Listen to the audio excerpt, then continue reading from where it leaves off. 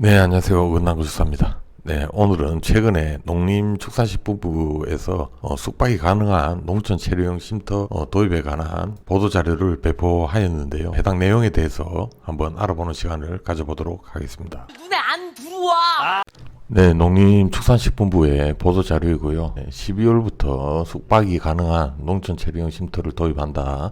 농촌 생활인구 늘려 경제 활력을 높인다는 취지고, 연면적 33제곱미터 이내 10평 이내로서 입지시설 기준을 준수해야 되고, 임시숙소로 사용 중인 농막을 체류형 쉼터 전환 기준을 마련한다.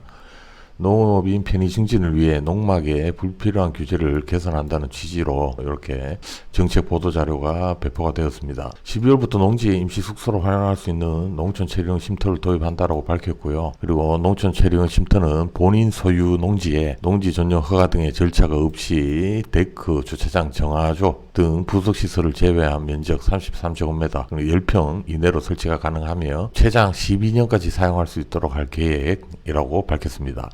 그리고 사람의 거주를 전제로 하는 만큼 화재와 재난 등에 대비하는 최소한의 안전기준과 주변 영농에 피해를 주지 않기 위한 일정한 설치 요건도 마련하겠다고 그렇게 밝혔습니다. 그리고 방제지구, 붕괴위험지역, 자연재해 위험 개선지구, 엄격한 방류수 수질 기준 적용지역, 그리고 지방자치단체 조례로 정하는 지역에서는 설치를 제한한다라고 되어 있고요. 그리고 소방차, 응급차 등 차량 통행이 가능한 도로에 접한 농지에만 설치를 허용한다라고 되어 있습니다. 화재에 대비하기 위해 농촌 체류형 쉼터 내 소화기 비치와 단독 경보형 감지기를 설치를 의무화한다는 방침도 같이 들어있네요. 기존 농막이 농촌 체류형 쉼터 설치와 입지 기준에 맞을 경우에 일정 기간 내에 신고 등의 절차를 통해 농촌 체류형 쉼터로 전환을 허용하는 그런 정책도 추진해 나갈 계획이라고 밝히고 있습니다. 농지법 시행령과 시행규칙을 개정해서 다가오는 12월부터 가설건축물 형태의 농촌 체류형 쉼터를 설치를 허용하고, 농지법 개정을 통해 지방자치단체가 농촌 체류형 쉼터 단지를 조성해서 개인에게 임대하는 방식도 도입할 계획이라고 합니다. 네, 그리고 다음 장을 보시면 농촌 주말 체험 영농 활성화를 통한 농촌 생활 인구 확산은 농촌 소멸을 막을 수 있는 중요한 과제 라면서 농촌 체류형 쉼터가 도시민 등이 손쉽게 농촌 상시 거주에 부담 없이 농촌 생활을 가능하게 하는 거점으로서 향후 농촌 지역 경제 활성화에도 크게 기여할 것이라고 강조를 하고 있습니다. 다음은 보도자료의 부침 내용 확인해 보도록 하겠습니다. 먼저 첫 번째, 농촌 체류형 쉼터 도입 인포그래픽이라고 있는데 한번 보겠습니다.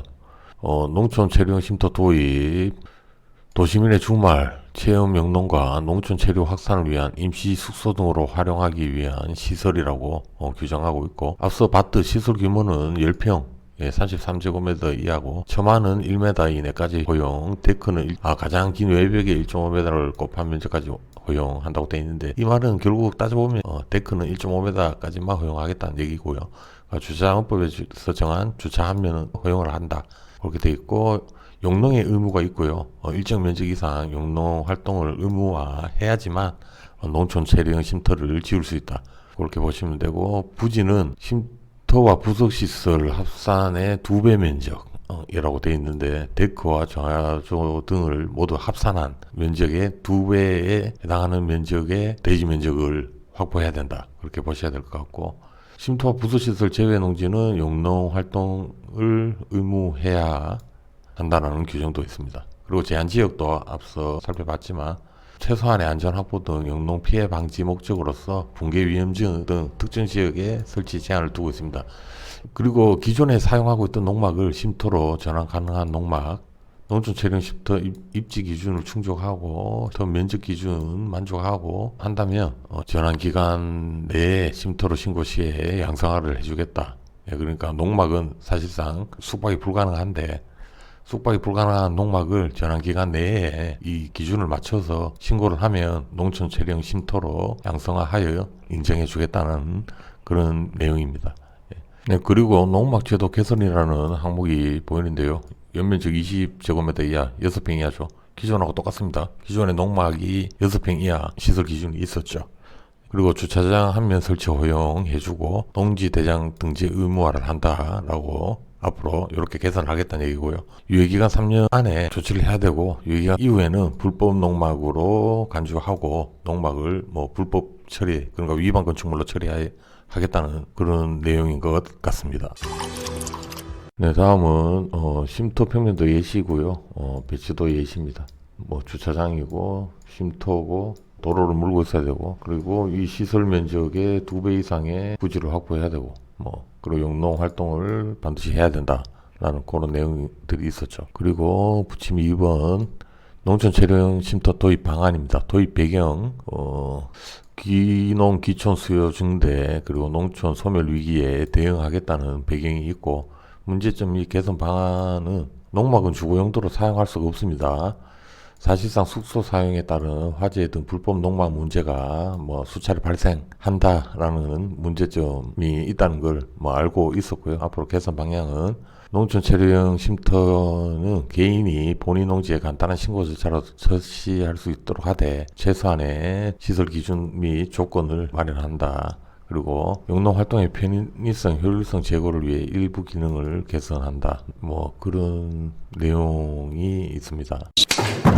네, 쉼터 도입 계획인데요. 주말 체험 영농과 농촌 체류 확산을 위한 임시 숙소 등으로 활용하기 위해서 설치하는 시설이라고 규정하고 있고 연면적 뭐 33제곱미터 10평 이내 농업인 농업 경영 목적이 포함돼야 되고 본인이 직접 사용하는 걸 원칙으로 해야 되고요. 도입 방법은 개인이 본인이 소유한 농지에 농지 이용 행위로 가설 건축물 형태의 농촌 체류형 쉼터를 설치한다. 24년 12월부터 농지법 하위 법령을 개정한다라고 계획하고 있습니다. 예. 그리고 제한 지역은 앞서 봤듯이 방제지구, 붕괴 위험 지역, 자연재해 위험 개선 지구, 뭐 방류수 수질 적용 지역, 지자체 조례로 정하는 지역에는 설치를 제한하겠다는 얘기고요. 사용 기간은 최대 12년. 세제 특례로 무주택으로 간주하고 부동산 관련 세제, 양도소득세, 종부세 등을 뭐 면제한다. 다만 취득세, 재산세는 부과를 하겠다라고 밝히고 있고요. 설치 절차는 피해 방지 계획서 제출, 입지 등 지자체에서 사전 확인 절차를 거치고 그 다음에 가설건축물 출처 신고 및 농지 대장에 등재를 하는 그런 절차를 가지겠다라고 밝히고 있습니다. 그리고 부속시설 등은 데크, 정화조, 처마, 주차장 등을 부속시설로 허용을 해주겠다는 거죠. 주차장은 한 대 허용을 해주겠다는 얘기고 다음으로 농막의 농촌 체류형 쉼터 전환 및 기능 개선이라는 내용이 있는데요.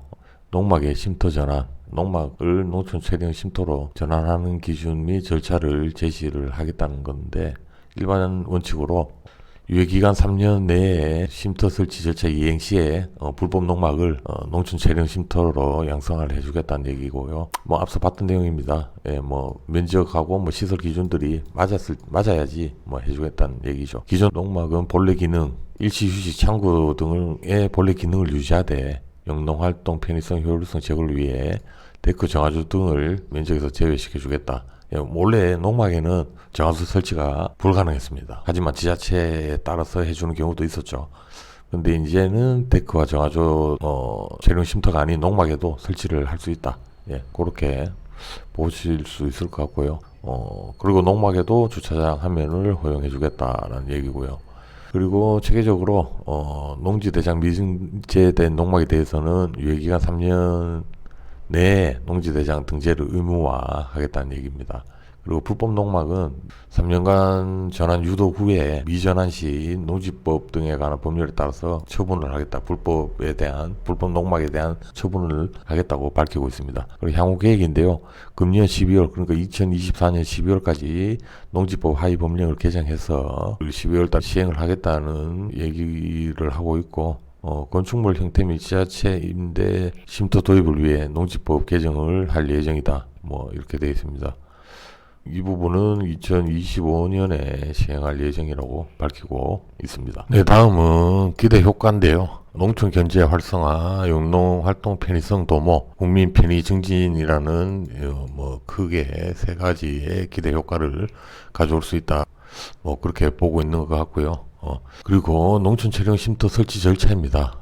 농지법상 농촌 체류형 쉼터 설치 및 이용 계획 신고 절차라고 되어 있는데 우선 민원인이 설치 및 이용계획 신고서를 제출하고 지자체에서는 신청서를 접수, 서류 심사를 하고 기준이 만족한다면 신고증을 교부하게 됩니다.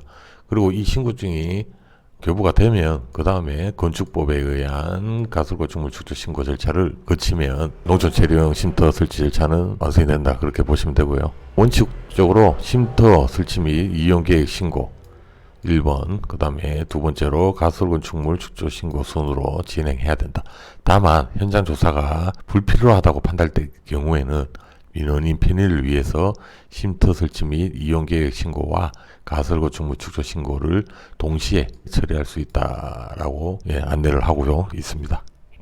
네, 마지막으로 농촌체류형 쉼터 시설 및 입지 안전 기준에 대해서 설명하고 있는데요. 앞서 다 봤던 내용인데 한 번 더 보겠습니다. 면적 33제곱미터 10평 이하 하나의 필지에 쉼터와 농막을 동시에 설치할 경우 각 시설물 연면적의 합계, 그러니까 각 동의 면적을 모두 합산하여 10평 33제곱미터 이하로 제한한다 라는 이야기가 되고요. 그 다음에 농촌체류형 쉼터와 그 부속 시설의 면적을 합한 면적의 최소 2배 이상의 농지가 필요하다. 앞서 봤던 내용이죠. 그리고 쉼터 연면적과 부속 시설을 합한 면적을 제외한 농지에는 영농 활동을 의무해야 된다. 그리고 설비 기준입니다. 전기, 수도, 정화조, 소화기 등의 시설은 건축법, 수도법, 하수도법, 개발제한구역법, 소방시설 설치 및 관리에 관한 법률 등 법령 및 조례에 따라서 설치해야 된다 규정하고 있고요. 입지 기준입니다. 면도, 리도, 농도 또는 현황도로, 사실상의 도로를 현황도로라고 하죠. 도로에 접한 농지, 소방, 응급차 등 자동차 통행이 가능한 도로라고 규정하고 있네요. 그러니까 일반 농막은 사실 도로 접도 의무가 없습니다. 하지만 농촌체류형 쉼터는 반드시 차량 통행이 가능한 도로에 접해야 설치할 수 있는 조건이 된다, 그렇게 보시면 되겠습니다. 그리고 설치 제한 지역, 앞에서 몇 번 봤죠. 엄격한 방류 수질 기준 적용 지역과 방제지구, 붕괴 위험 지역, 자연재해 위험 개선 지역, 그리고 기타 조례로 정하는 지역에는 설치를 제한한다. 그리고 터 및 설치 및 이용 계획 신고서를 제출하고, 그 다음에 건축법에 의한 가설건축물 축적 신고 또는 건축 신고 절차를 거친 뒤에 농지대장에 농촌체류형 쉼터 설치 등재가 되고 나면 절차가 완료가 되는 그런 내용으로 보시면 되겠습니다. 어때요? 쉽죠? 좋아요. 네, 오늘은 숙박이 가능한 농촌체류형 쉼터에 대한 이야기를 나누어 봤습니다. 농막은 원칙적으로 숙박이 불가능한데 숙박이 하도록 만들어진 체류형 쉼터에 대해서 살펴봤고요. 다음에 더 좋은 다른 이야기로 다시 찾아뵙도록 하겠습니다. 감사합니다.